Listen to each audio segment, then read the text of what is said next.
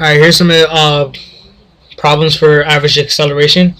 This is on page 49, chapter 2, motion in one dimension. I'm still using the same textbook. Alright, so practice B. As the shuttle bus comes to a sudden stop to avoid hitting a dog, it accelerates uniformly at negative 4.1 meters per second as it slows down from 9 meters per second to 0 meters per second. Find the time interval of acceleration for the bus. Alright, here we're given our average acceleration. So A is equal to negative 4.1 meters per second squared. It says it starts out from 9 meters per second, right? So that's our initial velocity, 9 meters per second, and our final velocity, VF, is 0. Right? They asked us to find the time interval of acceleration for the bus, basically delta t. So you don't have to separate it into TF minus TI. You can just solve for delta t. So since our formula was average acceleration is equal to delta v over t, use your algebraic skills. You can move delta t on both to the other side. So it's delta t times average acceleration. So t times a gives you v, right? Delta t times average acceleration gives you delta v, and you want to get t by itself. So what you want to do is divide by a on both sides. So t is now equal to average acceleration divided by delta v. So t is equal to a over v. Our delta v. Our a was negative 4.1 meters per second squared. We're going to take that divided by the change in velocity.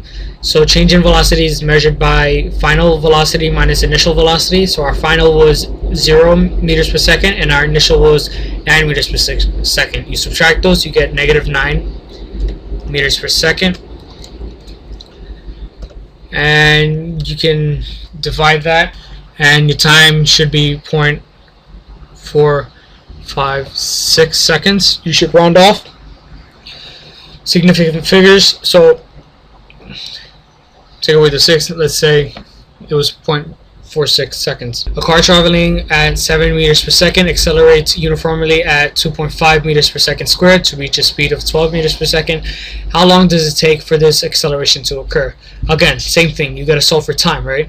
So we already evaluated that t is equal to average acceleration over delta v. T is equal to average acceleration, so our acceleration was 2.5. divided by change in velocity. So a car traveling at 7 meters per second. So initial was 7 meters per second, and it reaches a speed of 12 meters per second. That's our final velocity. So final minus initial, 12 minus 7 would give us 5 meters per second.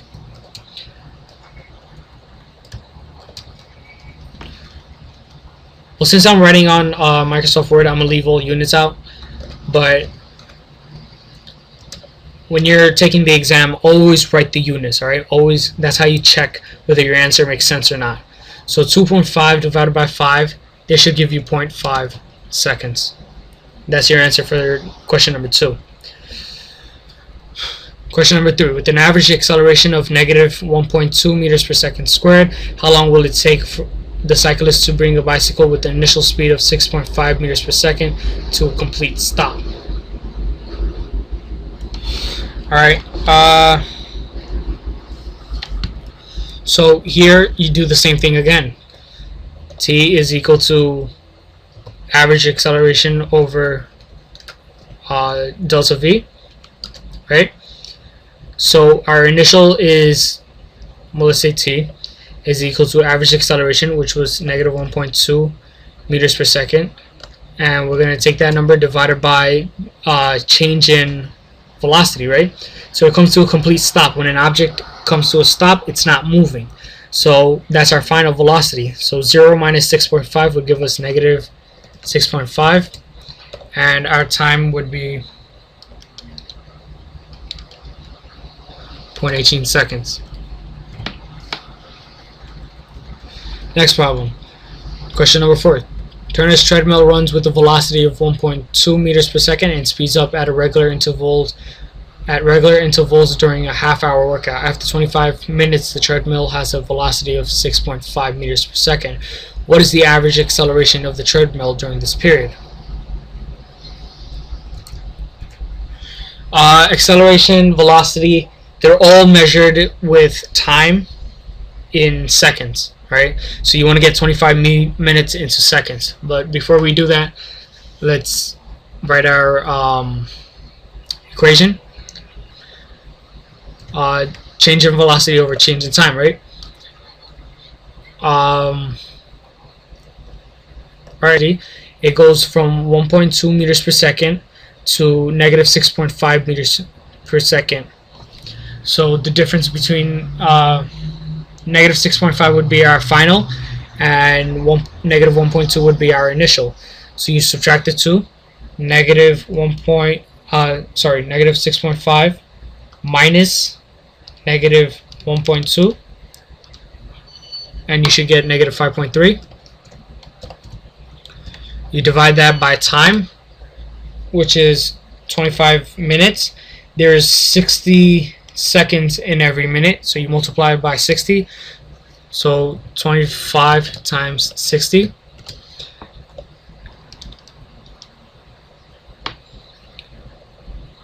Negative 0.0035 meters per second squared.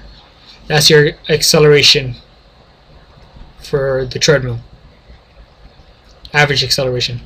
Question number 5. Suppose the treadmill has an average acceleration of 4.7 times 10 to the negative 3 meters per second squared. How much does its speed change after 5 minutes? Right, so basically here they're asking for delta V. So if A equals delta V over T, then AT is equal to delta V. I'm so sorry, this was supposed to be lowercase. Alright, so our average acceleration was 4.7 times 10 to the negative 3. We want to multiply it by our time. Acceleration is measured in seconds, so you want to convert 5 meters into seconds. So there's 60 seconds per every minute. So 5 times 60 would give us 300. So 300 seconds. What we're going to do is multiply. And your answer should be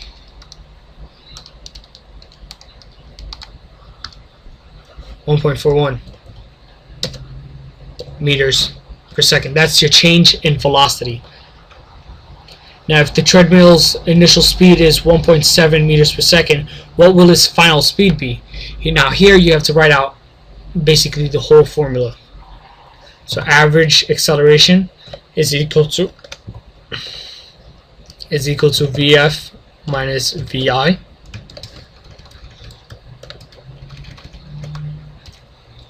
divided by the time, TF minus TI.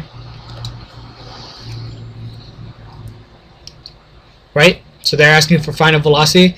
Our acceleration is 4.7 times 10 to the negative 3 meters per second squared. What you want to do is multiply this by the time, which we already did, which was 5 minutes, right? Convert that into seconds, you get 300 seconds. Now our new equation would be VF minus VI is equal to that. Now they gave us our initial speed, which was 1.7. So we already solved for 4.7 times 10 to the negative 3 times 300. It was 1.41 meters per second is equal to VF minus our initial speed, which was 1.7 meters per second. So move the 1.7 to the other side, you get VF is equal to 3.11 meters per second.